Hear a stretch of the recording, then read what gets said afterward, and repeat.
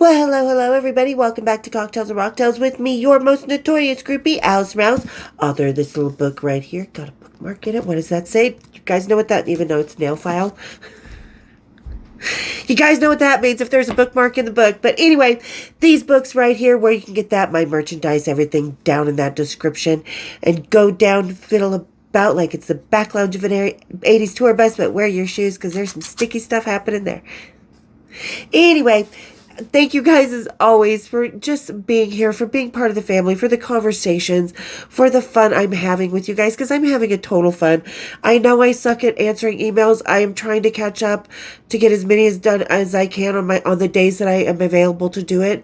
So if I haven't answered your email yet, I am sorry. I am getting to it. Trust me. I'm so sorry. It's the one thing that is that, and yeah, I suck at that. I do. It's my downfall. And making rice. I cannot make rice. Even in a rice maker. I don't know what it is. This is nope. So yeah, I've got my faults. But anyway, thank you guys really truly for opening up, for all the love, all the support, for just being amazing human beings and open and just having so much fun here. I am truly, truly thankful. And welcome to all the new people who are just finding me. Thank you for all the love that you guys are bringing. It's just amazing that we are all bonding here like this. I'm truly, truly, deeply thankful for everybody. I'm just so excited for what the future holds for my book, for everything that I'm trying to get done. I'm really excited, you guys. So excited to sell the purchase rights. So, all right. And as you guys can see today, we're going to do a little bit of a reading. I'm going to do some reading from 1993. We're going to kind of start at the end of 1993 in November. Because, I don't know, I just opened the book. I was like, oh yeah, I forgot about this. So we're going to do that today. We're going to finish up the Shades Mango Madness because I just can't waste a good beer. You guys saw me drinking it in the other episode, or will see me drinking it.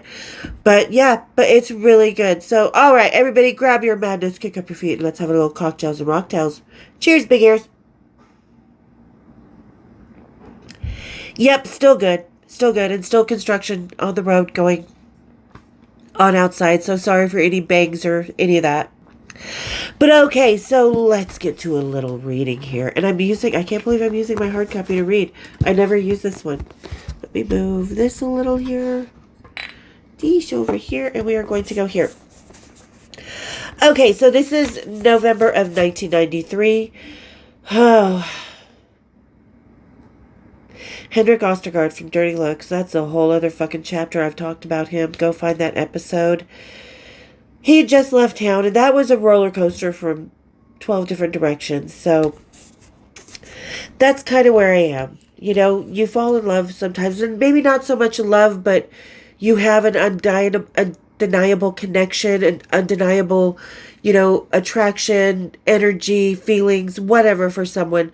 And it's just, it can be chaotic, it can be beautiful, it can be explosive in 12 different ways with glitter. Or with fires. And that was Hendrik.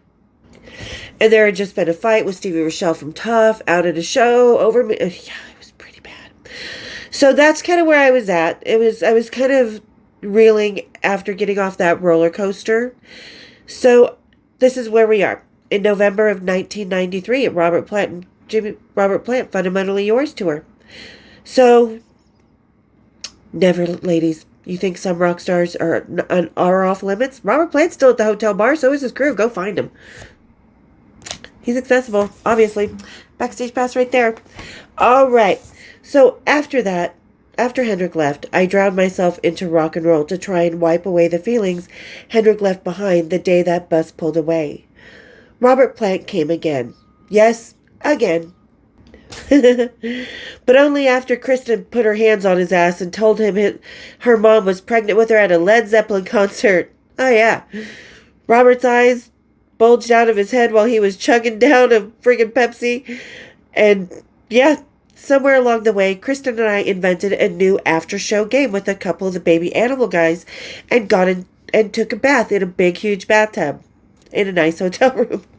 We did. For some reason, we had rented a hotel room when I think it was Badlands was in town, and not Ray Gillen and not Jakey Lee came to the room, and there was this big, huge tub in the room. We just decided to get this extra big tub. So the love tub, you know what you guys know what I'm talking about. So we started taking baths, not really doing anything besides taking a bath and rubbing soap on each other, but just being a little bit naughty. So we did this again with baby animals. That's right, that was fun. Good times. Oh yeah, what was the guy? It was the drummer and the bass player, maybe guitar player. I don't know. Two hot guys from Australia, dark hair. Don't remember their names. I don't have to remember everybody's names. Even if I do maybe sleep with them, because we did kind of have a little fun outside the tub as well. Okay. Anyway, so somewhere along in a bathtub, I met Phil Boderod, rest in peace, the drummer of White Zombie. Of course, I slept with him twice, but mostly things just blended in. I had competed for and won the local level of the Miss World Topless. I was headed to Vegas that December for the national side of the competition that strippers used to stretch their careers beyond the house stages. Because a lot of people don't realize with stripping, there's a lot more to it than just walking around a pole shaking the tatas, It's back in my day, there were competitions and we were pay-per-view. That's how my dad found out I was a stripper. I lied. So yeah, him and his friends were watching pay-per-view one night from this exact time I went to the Miss World Topless, and we had national and international competitions, Miss World Topless, Entertainer of the Year, stuff like that. So, and they were huge. Like, we became the Enter the Night show, which was the big show at the time in Vegas at the Stardust. People like Vince Neil, Lemmy, just some actors, local Vegas, like Siegfried and Roy, they were the judges, and we were on pay-per-view when pay-per-view was still a big thing and like the only thing you could see this stuff on. So long before the internet. So yeah, that's what I had just competed for, and was going to Vegas to compete on this stage where I had use of all the cool props that Vegas had to offer at that show. So it was fucking awesome. It was so much fun. I was on TV for not my first time, but so I used to stretch the careers. But first, Kristen and I had planned to hit the dank pavement of the Sunset Strip. As I said, I had won the local competition to go to Vegas and strut my stuff for all the world to see. Was I really better than the rest, as everyone had been telling me? Did I rock the stage better than most? A lot of people I was damn good on the stage, I'm not gonna lie. And I'm not saying that arrogantly, but I got on that stage and I acted like a rock star as a stripper. You know what I mean? I entertained, I performed, I danced, I knew how to take the tips right. Like I said, it's not always about being the best on the pole or the best on the floor or the best, making the most money. It's about how you integrate the audience into your performance. That's the key, stripper ladies. You gotta make sure, just like you're getting pulled in by interaction at a rock concert. That's how I learned how to perform, from the rock stars. So Kristen and I had gone to LA before I had to be in Vegas for the competition. Because I won the gig hands down and pretty much unanimously. But the real trophy I would take home from that night of winning was in the form of another English boy I had lusted for in that bedroom back in my small town. Excuse me. The night of the competition in Salt Lake City, Depeche Mode had just gotten into town. The show, being the next day, left the band with a leisurely night and nothing to do. Well, good thing I knew a couple of the roadies who were working for the opening band. Sorry. I keep having to pause because I have to sneeze. My allergies are just so bad. So if anybody remembers from the 80s that song Joe Boxer, Just Got Lucky, they became the. If you've never heard of the, look them up. Really cool indie, not really goth, but yeah, kind of gothy waver band. So I knew a roadie who was working with the opening band, the. The roadie was head over heels for me. He was. I talked about him in the last 2 weeks in Salt Lake City. That's down there where Kristen and I said goodbye. Never slept with him, but he had some ring for me for some reason. Okay. The roadie was head over heels in love with me and would do anything that I asked, but the one thing I never asked for was him, and that would play into a hilarious story for the next chapter. Because that story is in the chapter in 1994 in my book. So anyway, I asked him to come down to the club. The one and only time I ever asked a rocker to my workplace and bring the band for the stripper extravaganza. You know, because there were strippers from other clubs around the state, stuff like that, coming to compete at our club. Anyway, and I thought he was just going to bring a couple of the guys from the band he was working for. Oh no. Once word got around, because this roadie was particularly braggy, even though it was usually stretched out lies, that the guys were headed to see some naked chicks, Dave Gahn was in the hotel van lurking quietly in the back. Back, up front, to the side of the stage, didn't matter. Once I saw Dave, I knew it was on.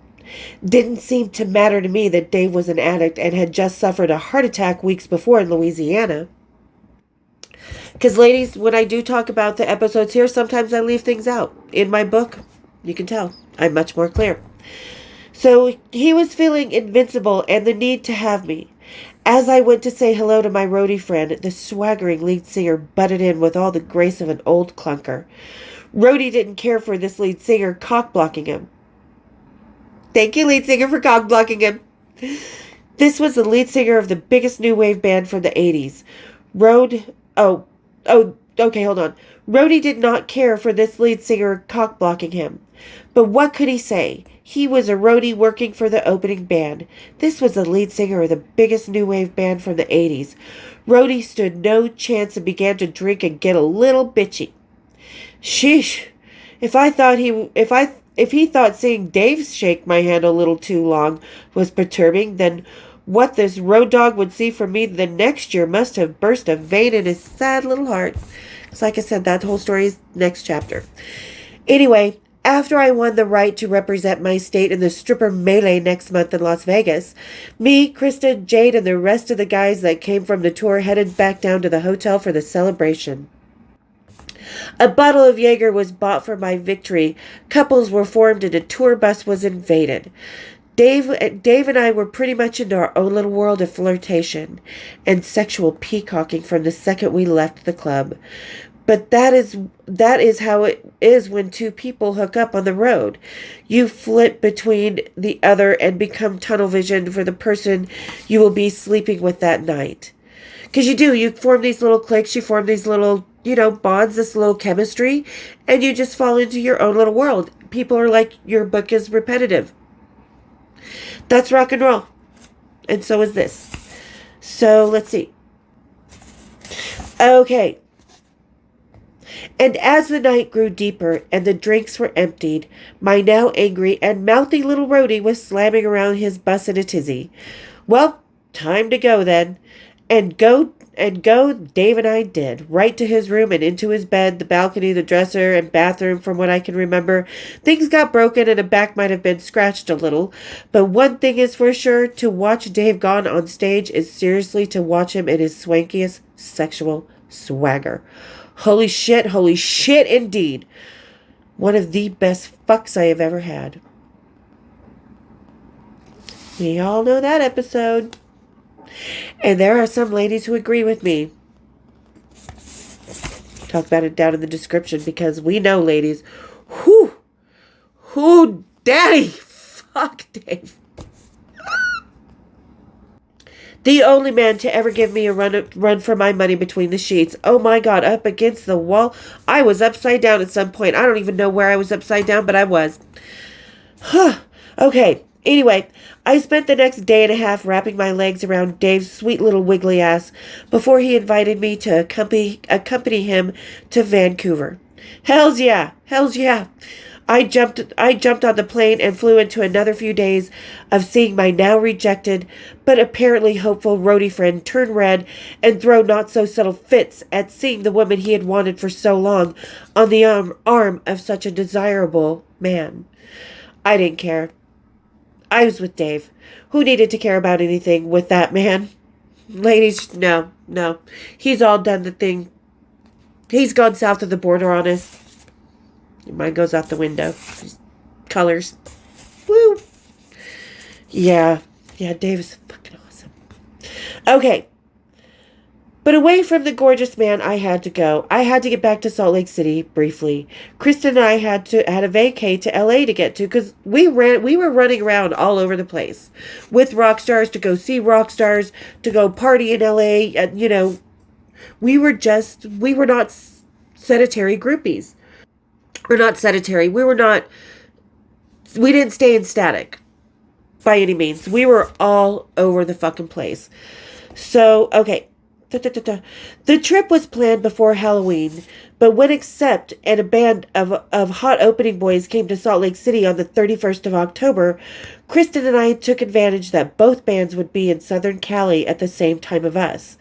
The bands had, of course, noticed Kristen and I as we pretended to walk into rafters. I say pretend because we knew we would get out of the car and immediately onto a tour bus.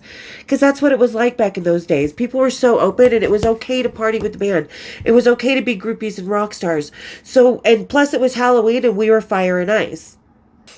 And yeah, I had on we went and bought sheer bodysuits, just like pantyhose material, and I painted icicles in strategic places, and she painted fire in the strategic places. But hers ripped a little later that night because we were dancing on stage with balls to the, except during that song, balls to the wall and ballroom blitz. So the paint had made it snag, and she bent over and woo. Kristen kept going. She didn't care. I love Kristen for that reason. She's like me. I'm still having fun. So, okay. So where are we? Okay, she and I dressed up as fire and ice for the holiday. And I have a picture in the book. Here, there's me in my ice costume. And that is Kristen's grandma's, what do you call it? Wall. She had a mural on her wall that was really awesome. I missed that wall. So we had dressed up as fire and ice, with strategically painted icicles and flames. We may as well have gone naked. Well, anyway, somehow in the night it was decided that Kristen and I would be on Accept stage props since they had none, and it was a small club tour. I stood to one side and Kristen to the other on top of the speakers as we danced and enticed the crowd by being just out of reach. But that was always us groupies for any normal man. Just out of reach. Anyway, during Accept's most famous song, Balls to the Walls, Kristen bent over to do a little booty move, and as I said, we may as well have gone naked, and now as she bent over, the dried fabric paint and nylon combo gave way so the whole crowd, standing eye level to her booty, saw her vajayjay as well. The whole body stocking ran the biggest runner I've ever seen in my life. Meh. She got over it. We had capes. She just put the cape back on. And after that weekend, Kristen and I made our way to La La Land and any trouble we can find. First up was the Troubadour and the bands we had just met in Salt Lake City the weekend before. They were playing the famed club and we were on the list. As she and I walked into the doors and were giving them our IDs, we saw them. I saw them. The groupies from Salt Lake City that had made me want to live this life. The Slut Sisters, as we called them. And what were their names? Sunny and... what's the other girl's name? Lisa? Sunny and Lisa, maybe? But anyway, so if you've read my book, I talk about seeing these two girls. One had the black big hair, and one had the blonde big hair, and they had matching blue leather dresses on, and were walking from the hotel to the backstage in Salt Lake City while I was waiting in line at Rat and Bon Jovi. And yeah, and there had kind of been a silent rivalry with them for a while because there was groupie scenes were competitive. And when new girls come on the scene and take over, that's what Kristen and Danny and I and Daviny and Marie and Antoinette and all of us, we were the new crowd. So it was kind of a silent, and they saw us when they were walking to the Troubadour, were like, oh my God. And here they were still matching. They were wearing these spider boxer shorts with combat boots because, the whole grunge thing was coming in, and that was kind of the new thing. So that was what the LA style of grunge. Oh, sorry. Kind of a goth grunge, the LA style, Okay, so then I even say this. They were still dressed all twinsy style a la LA style, in glow in the dark spider boxers, bikini tops, and combat boots. Their still mile high hair was just the same as their attitudes were when the door guy told him the show was sold out. Access denied. And you guys, I'm not just being a bitch. That just is what happened, you know. And we were just happened to be walking in at the same time and turned and looked, and here was Sunny and Lisa, and it was just like, oh, hi there. And they just looked at Kristen and Kristen and I were just like, oh, you know, sorry, I've got some hair in my eye. There we go. Okay. And as they stood there bitching to the door guy, they saw us. Kristen and I locked eyes with our nemesis. They squinted and looked at each other as if to bitch silently. The tables had turned, and now the girls who had once briefly ruled Salt Lake City were sidewalk roadkill. Guess being a road girl didn't translate well on the back lounge, Betty-laden streets of Hollywood. She and I turned our backs smiling and left them out of the steamy night. God, it sounds so bitchy, but it's not. It really, I don't mean it that way. But there was just, like, if you read the whole book, they make appearances, you know, when Kip Winger thing happened and a couple other times. So there was definitely a groupie rivalry, and competition was tough. It was Salt Lake City, Utah, groupie capital of the world. Like I said, in that movie, Decline of Western Civilization, Chris Holmes says it. Lars Ulrich said it. It's the wildest groupie town. It's like a town full of rebellious preachers' daughters. They're all hot and easy. So, yeah, that's Salt Lake City. So it was a tough groupie competition, and they had tried to talk shit about Kristen and Danny and I to some of the rock stars that we already knew, and the rock stars told us. We never talked shit about them. We just went on about our merry way. Did our thing, you know. But anyway, so as Kristen and I walked into the VIP bar upstairs at the Troubadour, we saw about 10 faces from our 1980s Metal Edge magazines.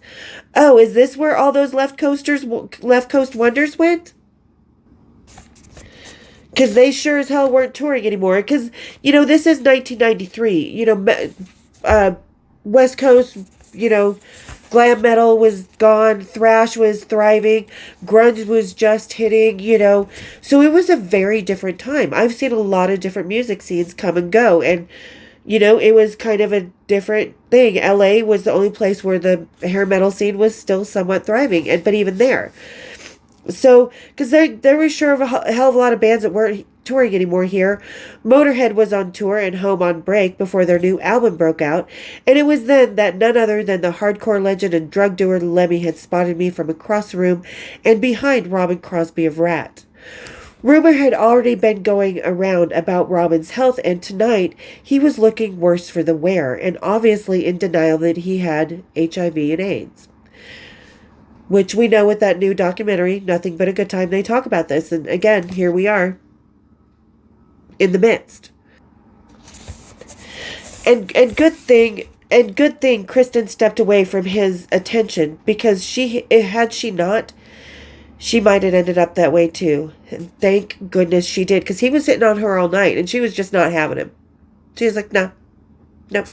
She didn't want him. She was hanging around like Lemmy and his lawyer or manager or someone who was with us, and a couple other rock stars, the guys from Accept, the guys from the opening band that we had known. I can't remember that opening band's name, but they were really hot guys. So we were already hanging around a lot of people, but I was just with Lemmy, like the second he came up to me. Anyway, so but thank God she did. And thank the metal god, and also thank the metal gods that Lemmy came and swooped me away from the whole hairband brouhaha. He bought me about 4 Long Island iced teas and offered me meth or coke or whatever he did in that bathroom. I declined it all, but took him up on his offer to take me back to his place. I left Kristen in the capable hands of Lemmy's lawyer or manager and walked the few blocks to his apartment, because he lived right by the Troubadour. Which was covered in flags from every German war in history. Let me preface this. Lemmy was not prejudiced by any means. We all know that. He just had a very much fascination. He collected war memorabilia. I mean, he even bought swords that were sold from like the Metropolitan Museum of Art, the cute Victorian Albert, the Tate Museum, from their collections. But as we walked through the door, I thought, wow, small little place he had, and pretty old brown plaid couches that I had not seen since 1974. But Lem was a sweetheart from the beginning. He actually listened to me tell him that I wanted to be an architect, and showed me videos of buildings that he had seen through war designs. Not that Lem is a racist or anything like that. He is just a war connoisseur, and he even had Civil War swords from the Civil War and such. He had a plethora of war memorabilia and white leather boots stuffing his closets. We talked and made out before hitting the couch like two teenagers. Even after I might or might not have thrown up on his... This is why, men, you never hold a lady's heads down when she is going south of your border. Especially she's been drinking. Oh, Jesus, don't do that. So, yeah, I might have. So, yeah, I was that drunk off the Long Island iced teas from earlier. But it didn't seem to bother Lemmy, and if it did, or he didn't notice, or I just didn't throw up, either way, maybe it was something else in my mouth. But Lemmy told me to stay and made me spaghetti at 3 a.m. while the war docs played in the background. I spent the rest of the weekend hooking up with Lemmy, even after Kay and I found a guy to pierce our bellies. November ended quickly, and I headed to the Miss World topless in the now gone Stardust Hotel. It held the biggest show on the Strip at the time, and the strippers from across the states would now grace its stages as it played out on the newly fangled pay-per-view. I came in 10th out of 210 strippers with my vampire set. My dreams of making my stripper years the best career I could were now becoming a reality. I was off and running. After Kristen returned from her family visit to Seattle, it would be both of us running away from the Salt Lake City scene.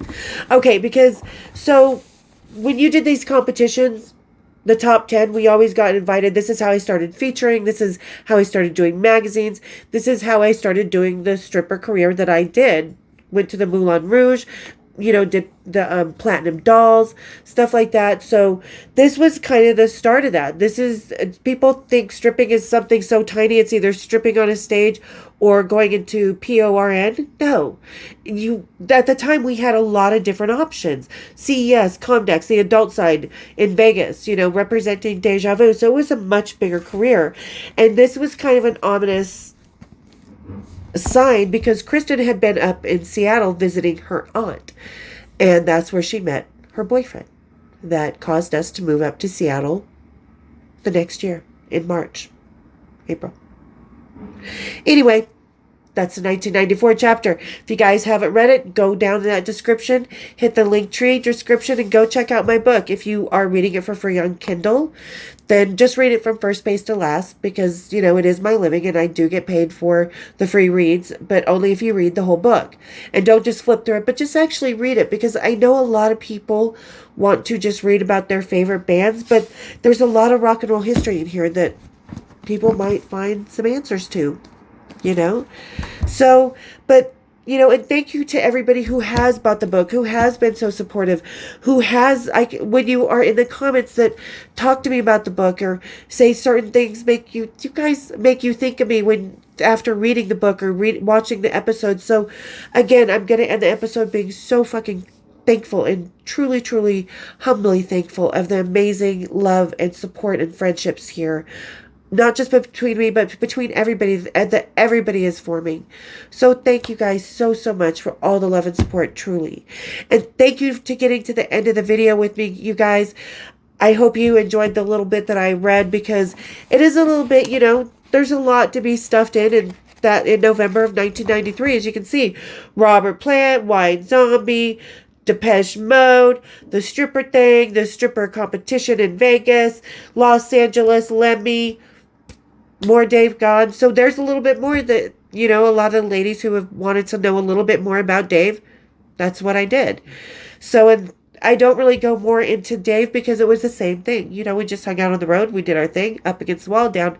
So there you guys go. But again, thank you so much to to everybody that made it to the end of the episode, that just listens and has fun with me. I have so much fun with you guys too. It's the reason I keep doing this, because I just absolutely adore you guys. And thank you so much for giving me the safe space that you guys feel you have here, giving me the support and the fun to tell my story on my way. So thank you so much, everybody. And to everybody just joining us, welcome. Welcome to the channel. I hope you guys have fun. If you're not subscribed, help me get up to keep getting this spread. Hit the share button, because I'm no bullshit. I was there for a lot of things in rock and roll, in a lot of different cities, in a lot of different genres for 30 some odd years. Still hang out with some of my rock friends, because family, man. So, all right. Again, hit the share, hit the subscribe, become a member, hit my bells, and we'll see you next time on Cocktails and Rocktails. Cheers, big ears.